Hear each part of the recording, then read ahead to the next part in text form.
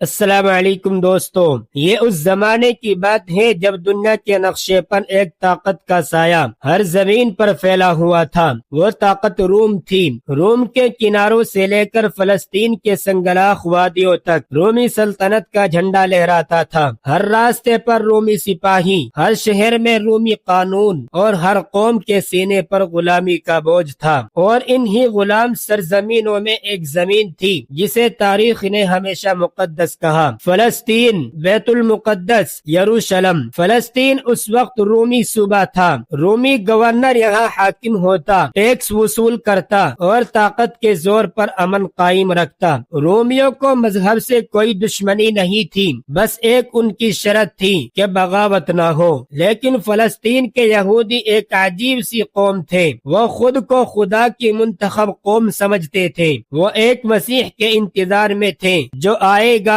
تلوار اٹھائے گا اور روم کو مٹا دے گا۔ ہر نیا واعظ، ہر نیا نبی، ہر نیا خطیب روم کی نظر میں ایک ممکنہ باغی تھا۔ یہودی مذہبی نظام اس وقت تین بڑے طبقات پر مشتمل تھا، ایک فریسی، دوسرا صدیقی، تیسرا کاتب۔ فریسی شریعت کے عالم، قانون کے نگہبان، لیکن دلوں میں غرور۔ صدوقی امیر طبقہ، ہیکل کے منتظم، رومیوں کے دوست۔ تیسرا کاتب، شریعت لکھنے اور سمجھانے والے مگر اکثر طاقت کے غلام۔ یہ سب مل کر ایک عدالت چلاتے تھے جو مذہبی عدالت بھی تھی اور سیاسی طاقت بھی۔ لوگ ان سے ڈرتے تھے اور یہ لوگ عوام کو اپنے علم سے نہیں، اپنے رعب سے چلاتے تھے۔ اسی ماحول میں شمالی فلسطین کے ایک معمولی گاؤں ناصرت میں ایک خاموش نوجوان بڑا ہو رہا تھا۔ نہ اس کے پاس فوج تھی، نہ دولت، نہ سیاسی طاقت تھی۔ وہ ایک بڑھی کا کام کرنے والے کا بیٹا تھا۔ اس کا لباس سادہ، بات نرم، آنکھوں میں عجیب سی روشنی۔ اس کا نام تھا عیسیٰ بن مریم علیہ السلام۔ جب عیسیٰ علیہ السلام نے دعوت کا آغاز کیا تو ان کے الفاظ نے دلوں کو ہلا دیا۔ وہ کہتے تھے، توبہ کرو کیونکہ خدا کی بادشاہی قریب آ گئی ہے۔ مگر یہ بادشاہی نہ تلوار سے تھی، نہ تخت سے، بلکہ دلوں سے تھی۔ انہوں نے بیماروں کو شفا دی، اندھوں کو بینائی دی، مردوں کو اللہ کے حکم سے زندہ کیا، اور سب سے بڑھ کر گناہ گاروں کو عزت دی۔ یہی بات مذہبی طبقے کو چبھنے لگی۔ فریسیوں نے کہا، یہ شریعت توڑتا ہے۔ صدوقیوں نے کہا، یہ ہمارے اختیار کو کمزور کر رہا ہے۔ اور رومیوں کے جاسوسوں نے لکھا، یہ آدمی لوگوں کو جمع کر رہا ہے۔ ہر معجزہ اس کے لیے ایک دلیل تھا اور ان کے لیے ایک خطرہ۔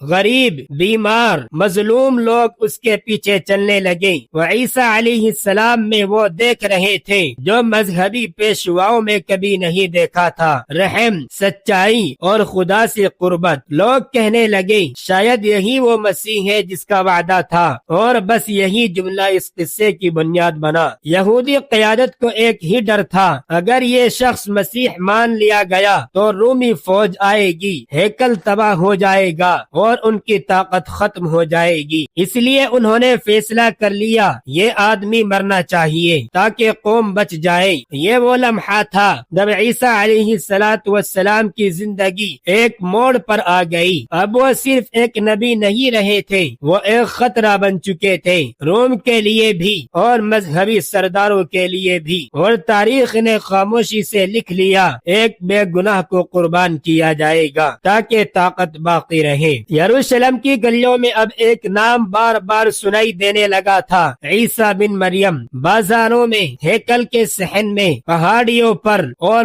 گاؤں کی بستیوں میں لوگ ایک ہی بات کرتے، یہ آدمی عام نہیں، اس کے الفاظ میں جان ہے۔ عیسیٰ علیہ السلام کی دعوت کا مرکز طاقت نہیں تھا بلکہ توبہ، محبت اور رحم تھا۔ وہ کہتے، تم نے سنا کہ قتل نہ کرو، مگر میں کہتا ہوں دل میں نفرت بھی قتل ہے۔ تم نے سنا کہ زنا نہ کرو، مگر میں کہتا ہوں کہ نظر بھی گناہ ہے۔ یہ باتیں سن کر فریسی کانپ اٹھے، کیونکہ وہ شریعت کو الفاظ میں قید کرتے تھے اور عیسیٰ علیہ السلام اسے دلوں میں زندہ کر رہے تھے۔ عیسیٰ علیہ السلام جہاں جاتے وہاں بیمار صحت مند ہو جاتے۔ ایک دن کا ذکر ہے، یروشلم کے قریب ایک اندھا بھکاری بیٹھا تھا۔ لوگوں نے کہا، اے استاد، یہ پیدائشی اندھا ہے۔ عیسیٰ علیہ السلام نے اس کی آنکھوں پر ہاتھ رکھا اور فرمایا، اللہ کے حکم سے دیکھ، اور وہ دیکھنے لگا۔ لوگ چیخ اٹھے، سجدے میں گر گئے اور کہنے لگے یہ تو اللہ کی نشانی ہے، مگر فریسیوں نے کہا یہ اللہ کی نشانی نہیں، یہ جادو ہے۔ ایک دن حضرت عیسیٰ علیہ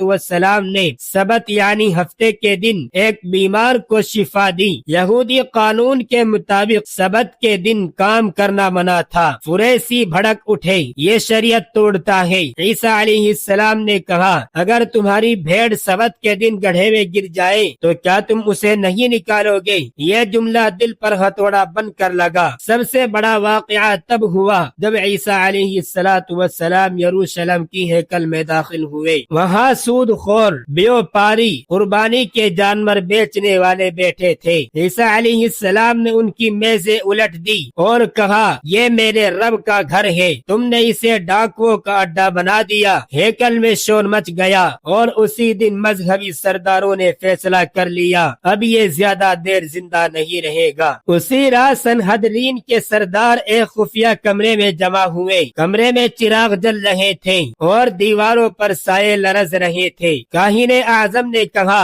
اگر ہم نے اسے نہ روکا تو سب لوگ اس پر ایمان لے آئیں گے اور روم آئے گا ہمیں مٹا دے گا۔ ایک اور نے کہا ایک آدمی مر جائے تو قوم بچ سکتی ہے، اور یوں عیسیٰ علیہ السلام کی موت کا فیصلہ ہو گیا۔ عیسیٰ علیہ السلام کے 12 شاگرد تھے، وہ ان کے ساتھ کھاتے، سوتے، سفر کرتے، مگر ان 12 میں ایک ایسا بھی تھا جس کے دل میں اندھیرا پل رہا تھا۔ اس کا نام تھا یہودا۔ وہ لالچی اور مایوس تھا اور وہ شیطان کے وسوسوں میں آ چکا تھا۔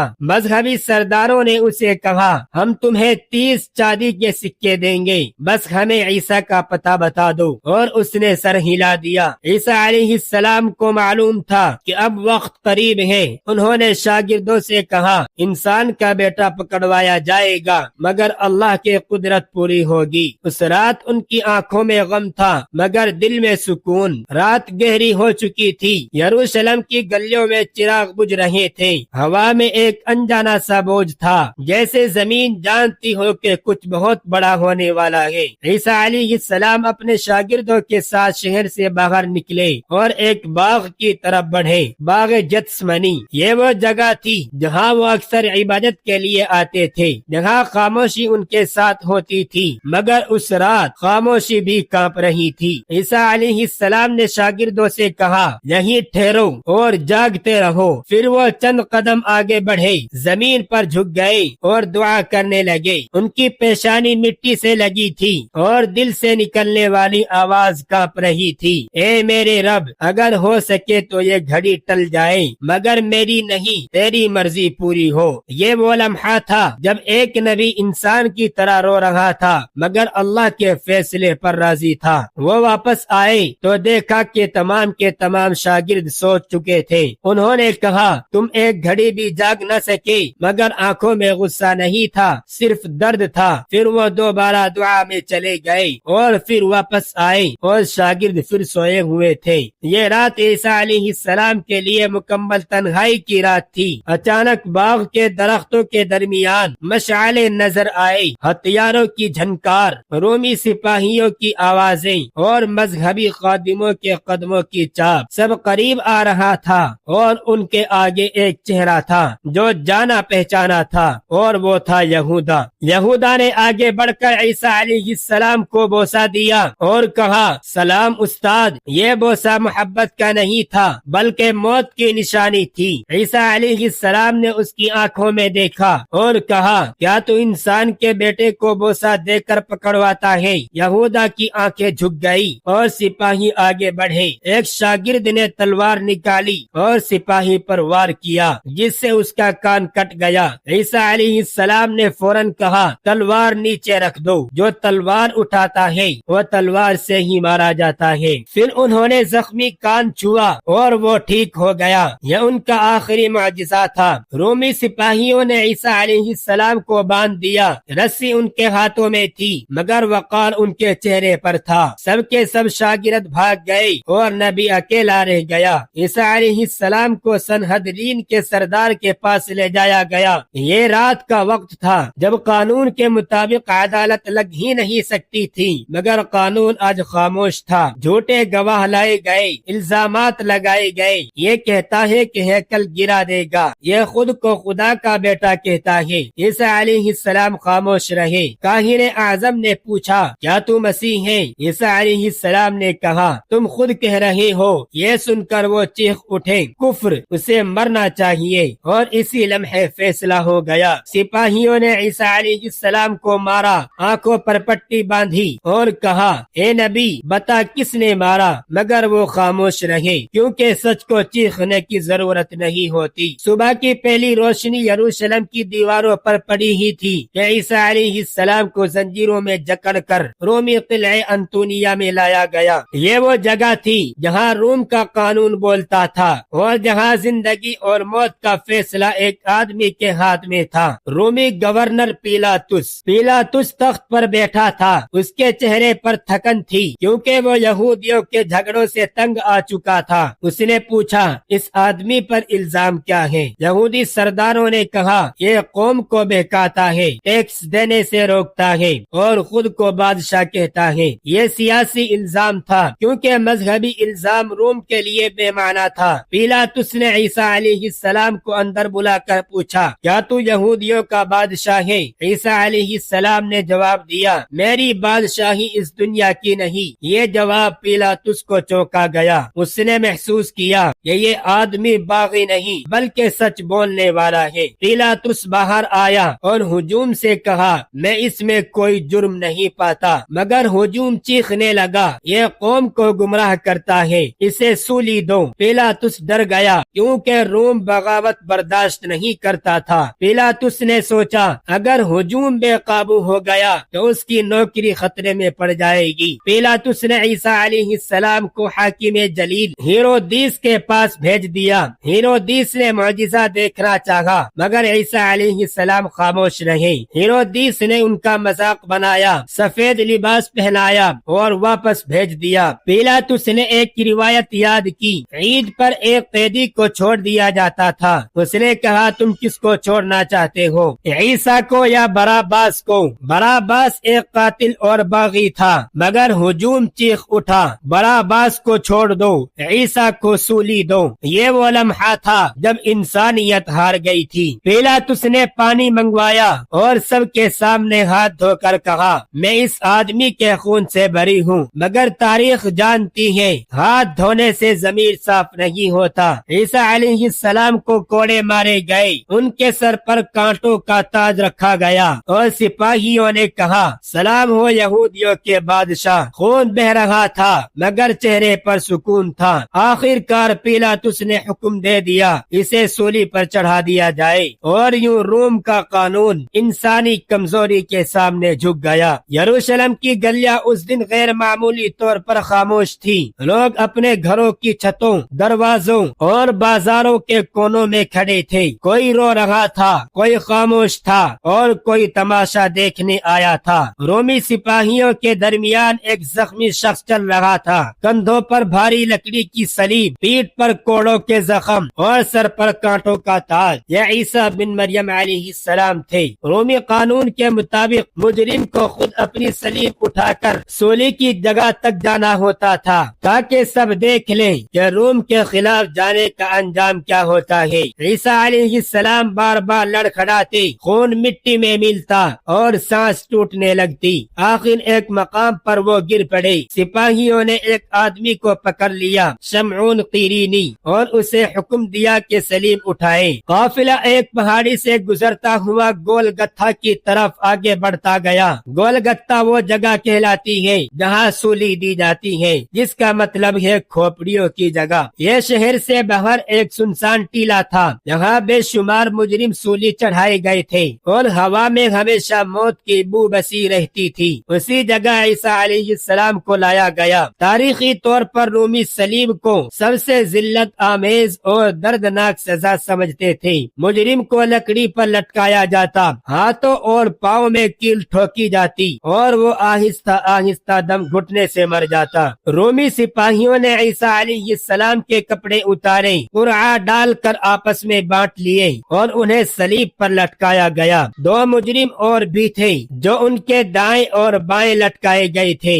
ان انجیل کی تاریخی روایات کے مطابق دوپہر کے وقت آسمان پر اندھیرا چھا گیا، ہوا رک گئی اور زمین جیسے سانس روک بیٹھی۔ لوگ ایک دوسرے کو دیکھنے لگے، یہ کیا ہو رہا ہے؟ جب شام قریب آئی تو ایک رومی سپاہی نے نیزہ مارا تاکہ موت کی تصدیق ہو جائے، اور یوں رومی ریکارڈ کے مطابق موت کا اعلان کر دیا گیا۔ دوستو، مگر یہاں کہانی ختم نہیں ہوئی تھی۔ یہ وہ مقام ہے جہاں تاریخ دو حصوں میں بٹ جاتی ہے۔ عیسائی تاریخ کہتی ہے عیسیٰ علیہ السلام کو سولی دی گئی، مگر قرآن کریم کہتا ہے وما قتلوہ وما صلبوہ ولکن شبہ لہم، نہ انہوں نے قتل کیا نہ سولی دی، بلکہ معاملہ ان پر مشتبہ کر دیا گیا۔ قرآن کا بیان نہ قتل ہوا نہ سولی دی گئی، شبہ میں ڈال دیا گیا اور سچ آسمان کی طرف اٹھا لیا گیا۔ دوستو، گول گتھے پر صلیب کھڑی تھی، لوگ واپس جا چکے تھے اور تاریخ نے اپنے قلم روک لیے تھے، مگر قرآن کہتا ہے جہاں کہانی ختم نہیں ہوئی تھی۔ اللہ تبارک و تعالی سورہ نساء میں فرماتے ہیں انہوں نے کہا کہ ہم نے عیسیٰ بن مریم کو قتل کر دیا، حالانکہ انہوں نے قتل نہیں کیا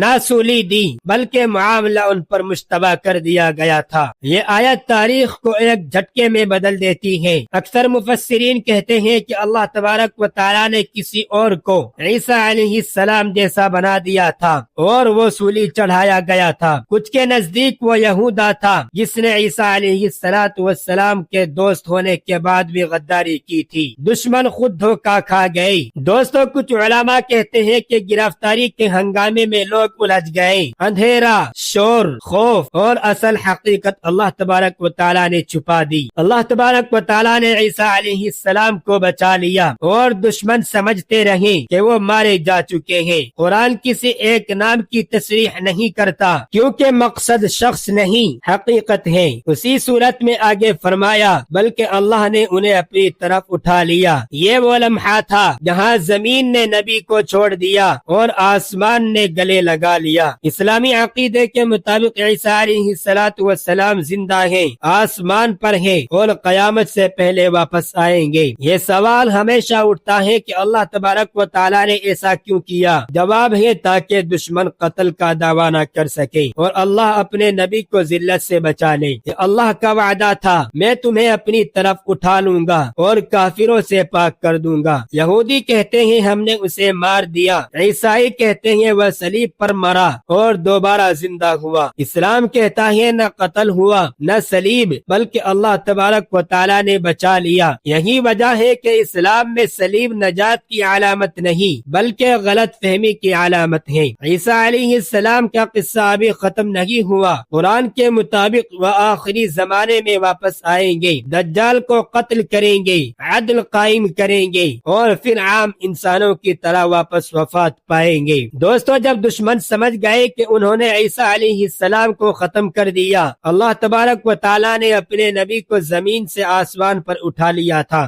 آسمان کے فرشتے خوشی سے گنگنائے اور زمین خاموش ہو گئی کیونکہ نبی کو موت کے دھوکے سے بچا لیا گیا تھا۔ اسلامی عقیدے کے مطابق عیسیٰ علیہ السلام آج بھی زندہ ہے، آسمان پر ہے اور اللہ کے حکم سے وہ قیامت کے قریب واپس آئیں گے۔ یہ وہ وعدہ ہے جو قرآن اور احادیث میں دونوں میں موجود ہے۔ اللہ تبارک و تعالی نے انہیں اپنی طرف اٹھا لیا اور وہ زندہ ہے اور وہ واپس آئیں گے تاکہ زمین پر عدل قائم کرے۔ قیامت کے قریب دنیا میں فتنہ اور فساد بڑھ جائے گا۔ عیسیٰ علیہ السلام واپس آئیں گے، دجال کو قتل کریں گے اور زمین پر عدل و انصاف قائم کریں گے۔ یہ وہ لمحہ ہے جب ظلم کی قوتیں شکست کھائیں گی اور اللہ کی طاقت واضح ہوگی۔ عیسیٰ علیہ السلام زمین پر واپس آئیں گے، لوگ ان کی پیروکاری کریں گے، عدل قائم کریں گے اور پھر اپنی مقررہ مدت کے بعد وفات پائیں گے، جیسا کہ اللہ تبارک و تعالی نے ہر انسان کا وقت مقرر کیا ہے۔ یہ واقعہ ہمیں یہ سکھاتا ہے